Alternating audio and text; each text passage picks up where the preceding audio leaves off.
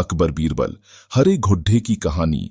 एक शाम राजा अकबर अपने प्रिय बीरबल के साथ अपने शाही बगीचे की सैर के लिए निकले।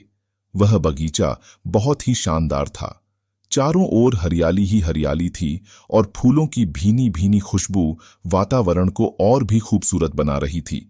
ऐसे में राजा को जाने क्या सूझा कि उन्होंने बीरबल से कहा, बीरबल, हमारा मन है कि इस हरे भरे बगीचे में हम हरे घोड़े में बैठकर घूमें।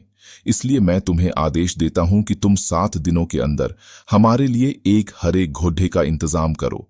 वहीं अगर तुम इस आदेश को पूरा करने में असफल रहते हो तो तुम कभी भी मुझे अपनी शक्ल न दिखाना।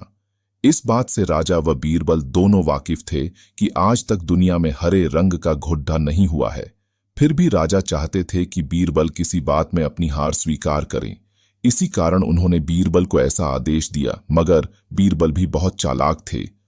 वो भली भांति जानते थे कि राजा उनसे क्या चाहते हैं, इसलिए वो भी घोड़ा ढूंढने का बहाना बनाकर 7 दिनों तक इधर उधर घूमते रहे।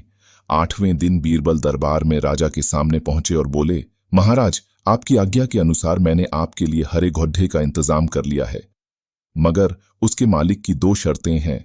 राजा ने उत्सुकता से दोनों शर्तों के बारे में पूछा। तब बीरबल ने जवाब दिया, पहली शर्त यह है कि उस हरे घोड़े को लाने के लिए आपको स्वयं जाना होगा।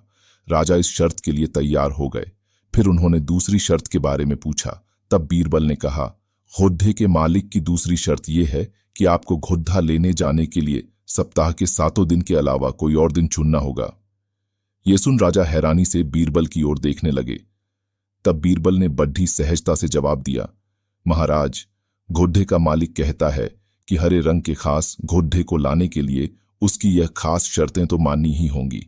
राजा अकबर बीरबल की यह चतुराई भरी बात सुनकर खुश हो गए और मान गए कि बीरबल से उसकी हार मनवाना वाकई में बहुत मुश्किल काम है। कहानी से सीख। यह कहानी हमें यह सिखाती है कि सही सूझबूझ और समझदारी के साथ नामुमकिन लगने वाले काम को भी आसानी से किया जा सकता है। अगर यह कहानी आपको पसंद है, लाइक एंड सब्सक्राइब जरूर करें। धन्यवाद दोस्तों।